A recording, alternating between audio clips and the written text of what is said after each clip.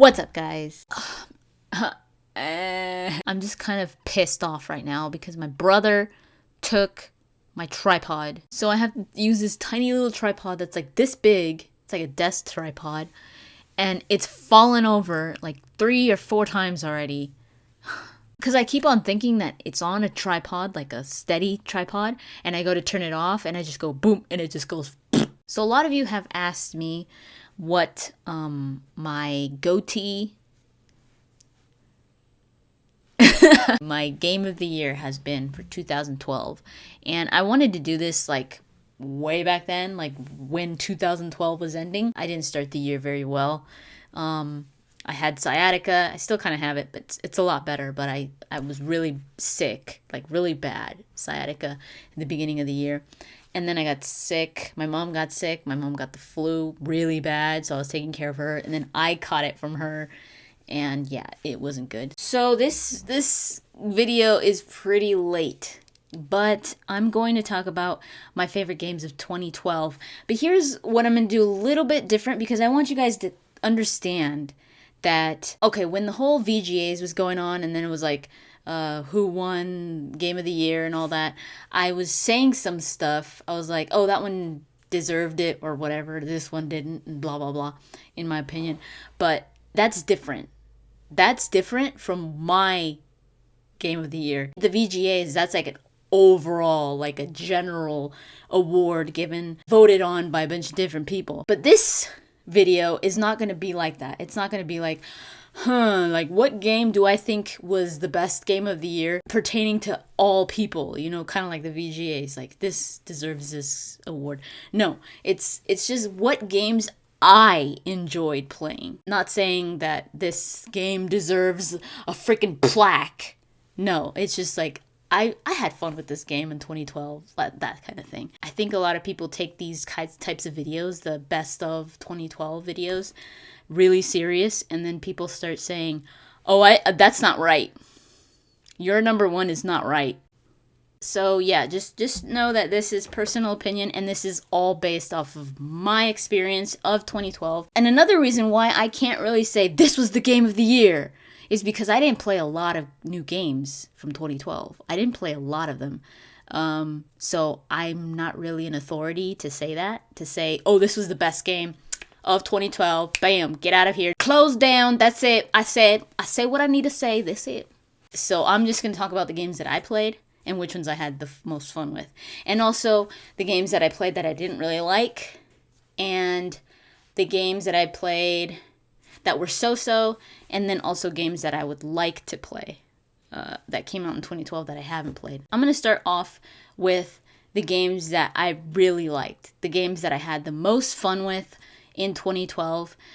Some of these games I'm not done with. I still hold them high in regards because I love them and I think they're really fun. I think I'm going to start off with one that I'm not going to really include for Game of the Year or favorite game that came out this past year, because it was just a reboot to a different console, because it wasn't new in 2012, and that game is The Witcher 2. The Witcher 2 came out on April 17th of 2012, but it had been released on PC way before 2012. And I needed to give an honorable mention at least, because it was one of my favorite games, one of the most fun games that I had played in 2012. I loved that game so much. I think I have 3, the top favorites. I'm going to start from least to most. The first one is The Walking Dead. I absolutely am loving, because I'm not done with it yet, but I'm loving The Walking Dead. This game has been one of the most emotional games that I've ever played. And by emotional, I mean just like a freaking roller coaster. Not just that it's sad, but it's all over the place. That game will freaking play with your brain and like, I love when video games could do that, when they could really get a response from you, and not just like, oh, this is so much fun. No, like a freaking response where you're just like. Number 2 is Max Payne 3. I started playing Max Payne 3 not long ago. And it is definitely a game that I've been wanting to play for a long time, but I just never got around to it because there were so many other games that I had to play. I was playing Metal Gear Solid, but then I was like, wait a minute, Max Payne 3 was 2012. I should probably give it a try so that I could see if it should be on my list or not. So I didn't get too far, but I know that it's definitely on my list of like most fun games of 2012, or most my kind of game, like my kind of game where I'm just like, dude, this game, I know I'm gonna love it. That Max Payne is one of those. I love the way that it's told.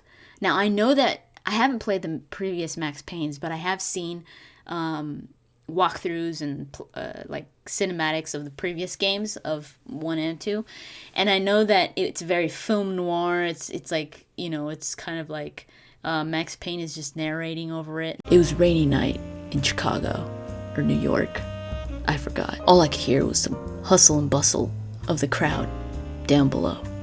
I could see a lady walking down the street with her dog. Humans, they feel the need to control, so they walk their dogs.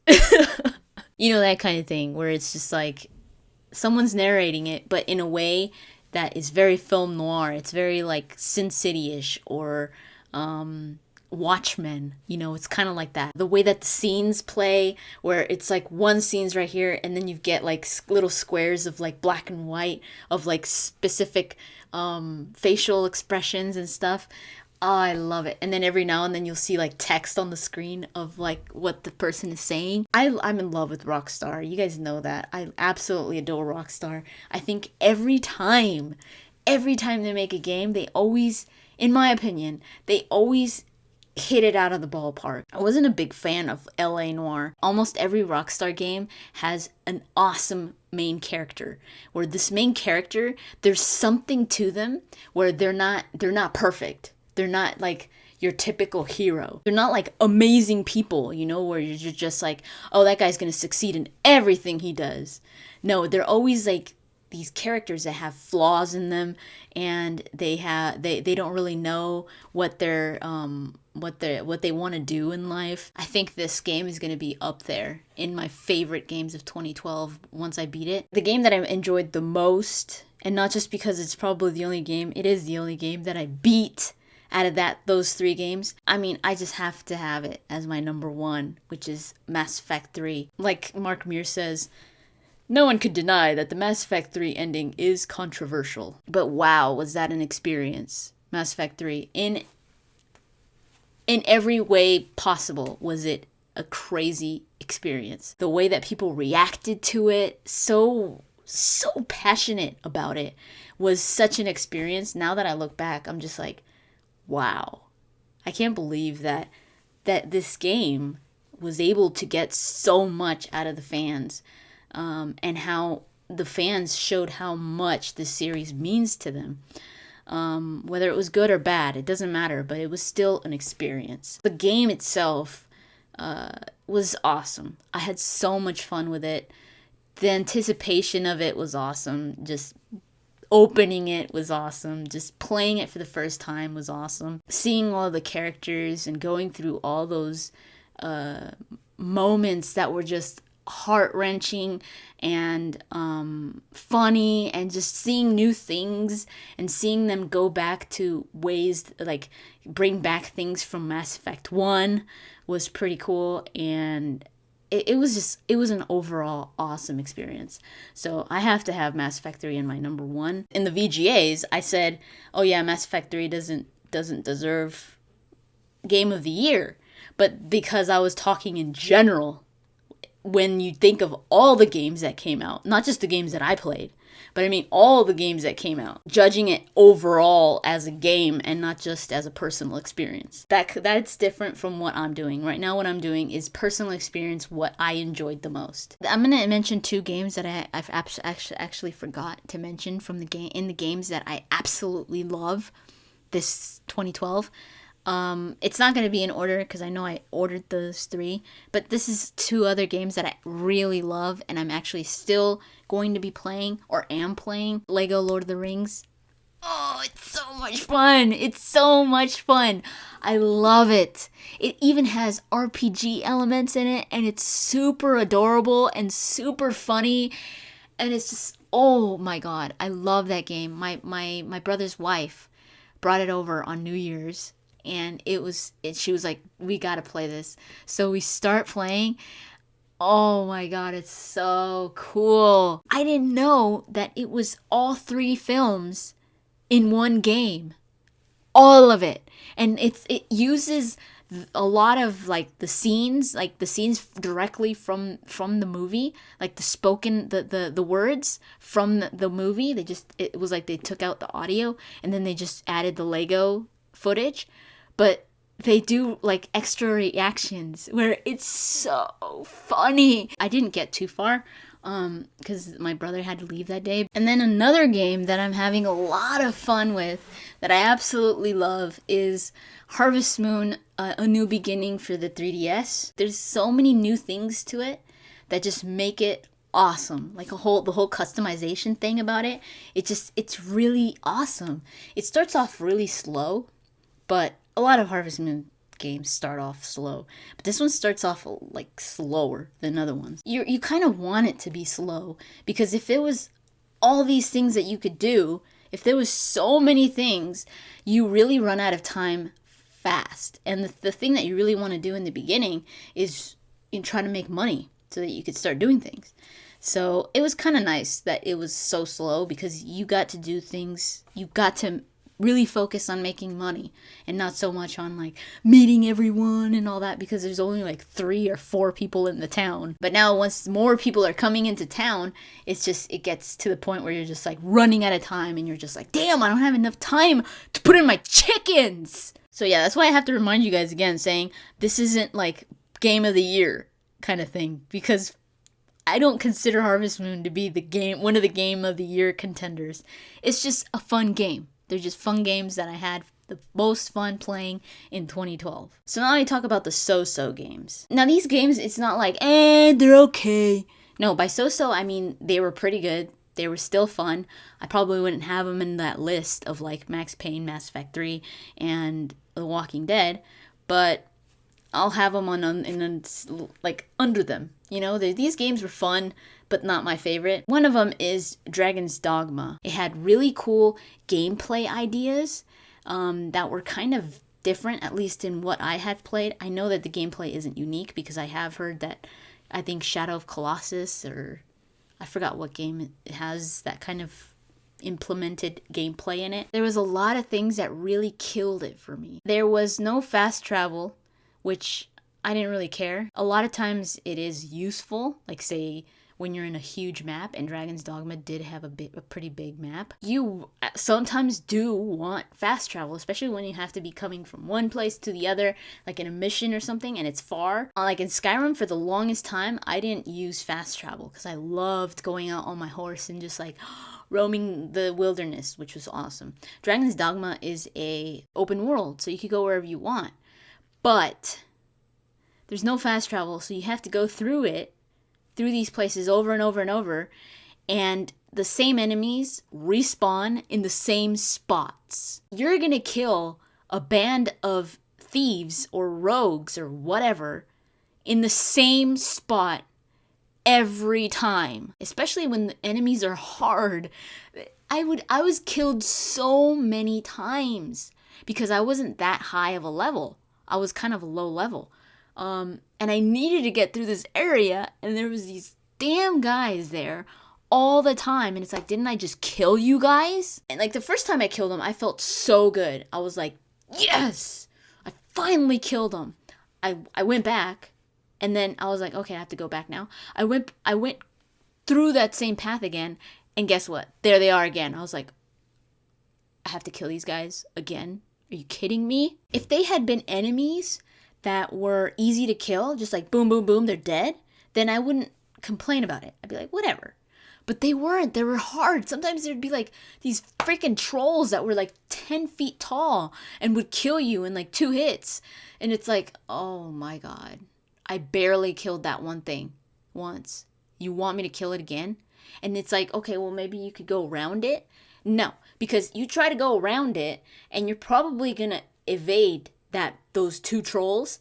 But then over here, there's a band of rogues or thieves or whatever that are going to kick your butt because there's like 20 of them. I do want to go back and play it because I think it deserves to at least be beat, and I would like to beat it and see what happens. But it's definitely like on the back burner right now. Another game is Assassin's Creed 3. I had fun with it. I will admit, I had fun with that game. But it kind of lacked in what makes a great game for me. Where I'm like, oh my god, the story is so gripping. I love the character. I have to love the character, the main character, in order to really enjoy the game. If I don't like the main character, I'm not gonna like the game that much. I've noticed that a lot about me. I'm really picky about the main character. I have started playing games where I thought the main character was an idiot or annoying, and I just stopped playing it. Where I'm like, no. Some games I think deserve to be played, where it's just like, okay, I owe it to the series to just play it. Where Assassin's Creed 3, I did not like Connor. I was like, man, this guy is too stoic. He was just like, oh my god, dude. The way he talked, and it was just like, it was kind of annoying for me. But like I said before in my review for the game, I really liked playing as Haytham. I thought he had so much more personality. And I'm not saying that every character needs to be funny or needs to be charismatic and all that for me to like him. No. I like characters that aren't like that as well. Where they're like really mean or really, really angry about something or even stoic. But when it's taken to the max, I don't like extremes. I hate extremes. So if there's a character that's on the extreme and he's the main character or she's the main character, I probably will be very annoyed by that character by the end. And Connor was one of those. So stoic, so just monotone, and there was just nothing was interesting about him to me. I thought Haytham was awesome. He was fun. He was really passionate about what he did. Like he did know how to loosen up and like chill every now and then and like react differently to the situation. I think the best example is how he was really passionate and like really into what he was doing with his group, and he would be like, okay guys, we gotta go do this, blah blah blah blah blah. But also he could really mellow out and like really be funny and like and interesting, where you're just like, oh man, I love that part, or like, oh my god, I love seeing him do that, or I love seeing a different side to him, because everybody has different sides to them. It makes them more realistic. And I know there are people out there that are really extreme when it comes to their personalities, where it's like, yeah, they're always like that, where it's like they're always mad, or they're always sad, or they're always this and that. Even in real life, it gets annoying sometimes, where you're just like, oh my god, dude, I would love to see this person laugh, or I would love to see this person whatever, anything. Like with Haytham, there was this part where he goes to talk to Benjamin Franklin, and Benjamin Franklin is talking about some funny thing. Benjamin Franklin had like some of the best lines, where he's talking about his book, I think it was, or manuscript, I don't remember what it was, about love, or about falling in love with older women, or why older women are better to fall in love with than younger women. And I thought that was so funny, because the way that Haytham would respond to it, I thought that was so good that they added that, because it added a different side to Haytham that you got to see, where it's like, dude, this guy's kind of funny. I love the way he would react to hearing what Benjamin Franklin was saying. I would go and talk to Benjamin Franklin all the time, because I wanted to see what reactions Haytham would have. And they didn't have anything like that for Connor, where it's just like, he always responded the same way. And it's like, dude, sometimes he would like say something, but he's like so proper and so like scripted that it was like, oh god. I think if Connor had been a little more interesting, I think I probably would like the game a little bit more. There were a lot of glitches, but what really kills a game for me is not the glitches. Like Skyrim had a lot of glitches, and it still does. But I'm not going to stop playing Skyrim because of the glitches. It's mostly when it comes to the story or characters. If there's something there that just bugs me or frustrates me, or I'm like, oh my god, this is stupid, it'll drop in my preference. So I think that's what happened with Assassin's Creed 3. Another game that I think is like, it's kind of like going to the bad games, but I have to have it in the so-so games. It's Kingdoms of Amalur. It kind of reminded me of Dragon's Dogma. It had a really cool system setup. I loved the art style of it. It reminded me a lot of like Fable. It looked very cartoony, but there was a very real and a very serious story there. Kind of like Fable. Fable looks cartoony, but wow, is it a deep and sometimes even dark game. I thought I was going to love it. And I think the combat system is one of the best that I have ever played. The combat system from Kingdoms of Amalur, oh my god. And same with Dragon's Dogma. They're so good.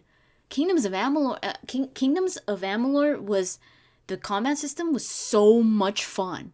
Where you're just like, you loved seeing all of those special moves because they looked so awesome. But what lacked was the way that you got through the story. Like, the story was there, but how you got through it was so tedious. It was like, oh my god. Like, I like to do everything in games. The quests in Kingdoms of Amalur sucked. They were so stupid, where it's just like, oh my god. I just got sick of it. I was like, no, I'm not doing this. The whole quest system of Kingdoms of Amalur was kind of dumbed down, and I hate that. And I've always said this, I really hope that they make another Kingdoms of Amalur, like Kingdoms of Amalur 2 or something like that.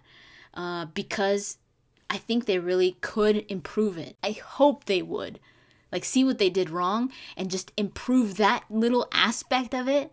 And I think that game would be awesome. Now I'm going to talk about the worst games for me. Testament of Sherlock Holmes.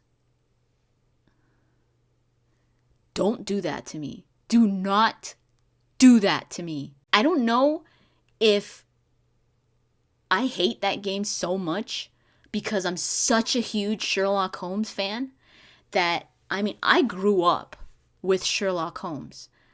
Even before I could read Sherlock Holmes, I was already watching The Great Mouse Detective, who was based off of Sherlock Holmes. And I know him front and back. I know exactly how Sherlock Holmes would react to specific things and everything. I know that. A lot of people have this image of Sherlock Holmes being this old dude with this big pointy nose, a pipe, and a deer hunter's hat, just sitting there with a magnifying glass in front of a fire, of a fireplace, with Watson over here, who is always depicted to be a buffoon. What should we do now, Holmes? And Sherlock Holmes is always this, like, this pompous, proper talking, tea and crumpets eating guy that's just like, well, Watson, let me tell you, you don't know squat, but I will explain this to you. It's elementary. Oh my god! First of all, Watson is not a buffoon. He's not an idiot. And that's exactly what that game did. Every time you could hear frickin' Watson in the background. Oh, what does this mean, Holmes? Dude, just shut up. Or like, I would try to go out the door or something. Holmes! Holmes, we're not done here, Holmes. You haven't solved the mystery, Holmes. Holmes, the mystery that I have no clue. But when do we eat? And Sherlock Holmes, he's not this, like that professor dude where he's just like, yes, now let's go over here. Let me explain. He's not like that. He's more like the Robert Downey Jr. Sherlock Holmes, where he's nuts, where he is like like he's freaking, I need a case, Watson. Look for a case. Like he is all over the place. A lot of people don't even know because they think he's so high in society that he's too good for anybody else, that he would never do heroin or crack or any drugs like that. Oh God, no. Oh, what would his mother think? Yeah, he shoots up. And you know why he shoots up? Because he can't be sitting there in front of the freaking fireplace smoking his little pipe and talking to Watson, explaining everything to Watson, because Watson's too stupid.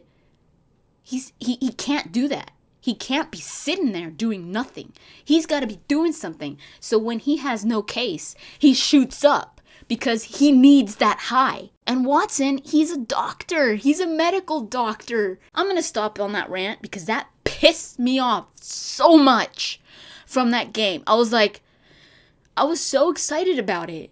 I was so excited. I was like, oh my God, I'm finally going to play a Sherlock Holmes game. What?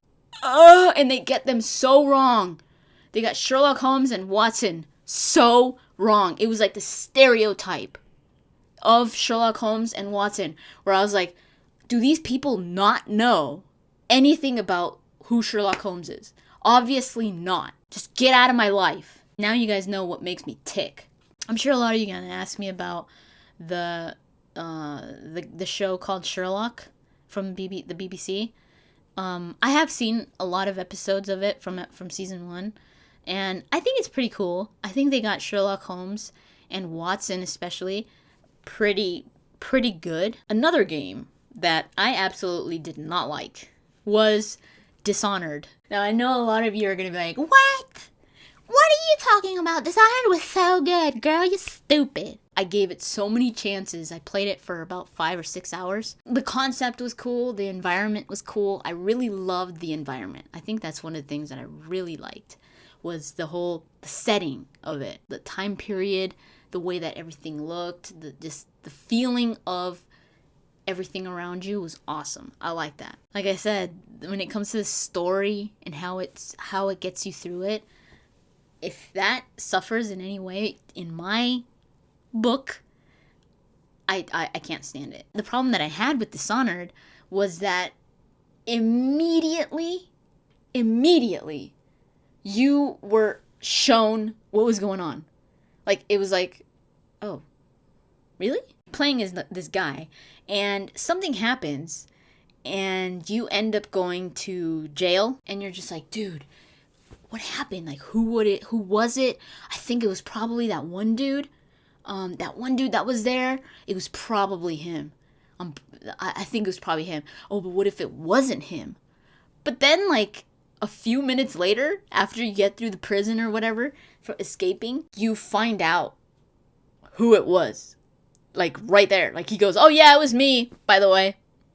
It's been like half an hour, and I already know what the hell's going on. I already know what the whole game is about. So that bothered me. I was like, what? Why did they reveal it so in your face? It unfolds itself so fast. It was just so uninteresting to me. I think the reason why a lot of people like it is because of the gameplay, where it has some pretty cool stuff that you could do. Oh yeah, I control a bunch of rats, fool. Take that to the face.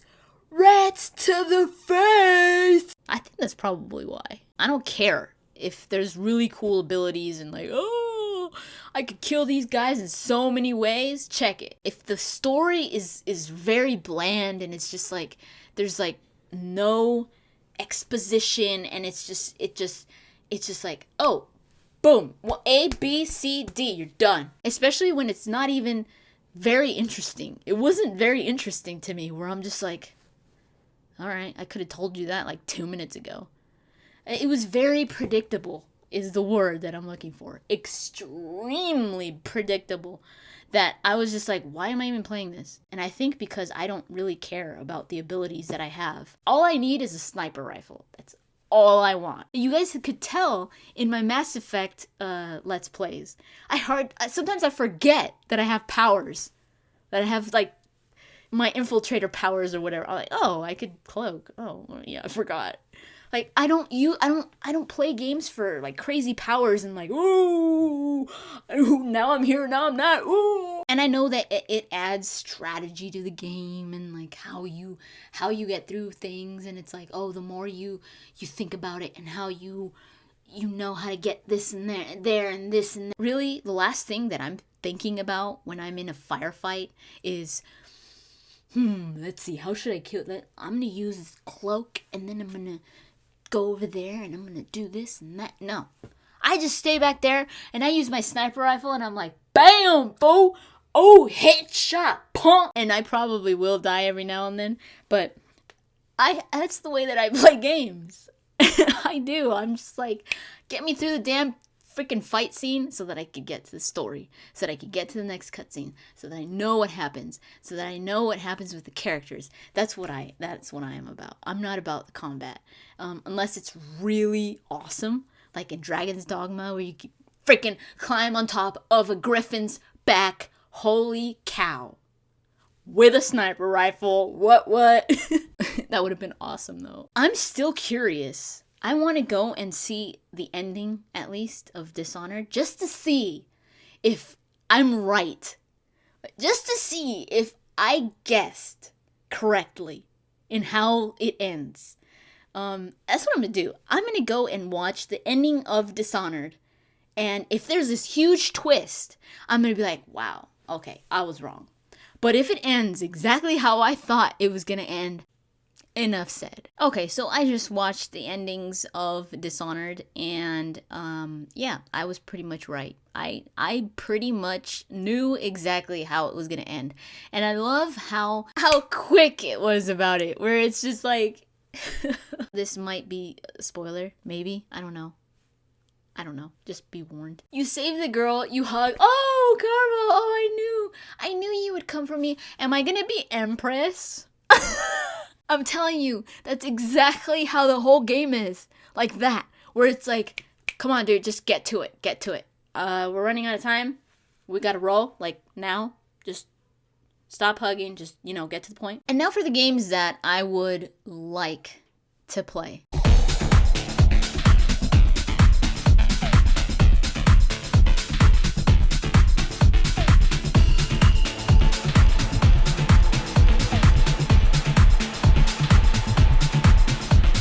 I want to get a gaming PC. I'm not that type of person that is like, console wars, Xbox 360 is the best, screw PS3 and screw PC. Or I'm not like, PCs for life, yes, screw consoles. No, I want to have all of them. I want to have all platforms so that I can enjoy all games that I want to play. Because I could not live without my Gears of Wars for the Xbox, and I couldn't, for a lot of Xbox exclusives, I could not live without.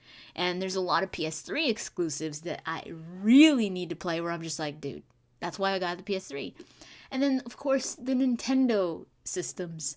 I cannot live without Nintendo systems because of so many games that I love. Zelda, Mario, Harvest Moon.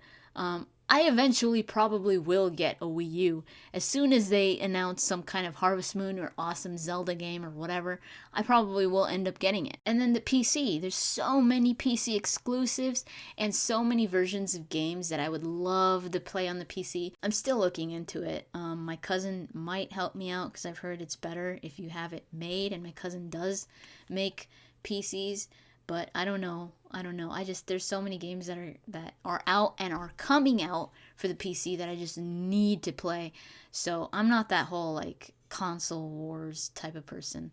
I'm a gamer to play games. I hope you guys enjoyed that. And again, this is all based off of my experience, my personal experience. So this is a very personal taste here when it comes to these games. Let me know what your guys' list is. Video response, guys, I love video responses, so whatever, just don't be all formal and say, okay, I thought so much about this, I did like freaking math problems and everything, and I came to the conclusion that this is the game of the year.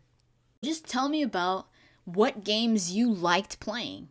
and what games you didn't like playing, like based off of what you like. That's the most interesting thing for me when it comes to talking to gamers, is their experience and how it could be different from mine and what they experienced opposed to what I experienced. I think that's the coolest thing about talking about games, is all of these different experiences and what you feel and what you get out of a game. That's pretty much it. Thank you for watching, and I'll talk to you guys later.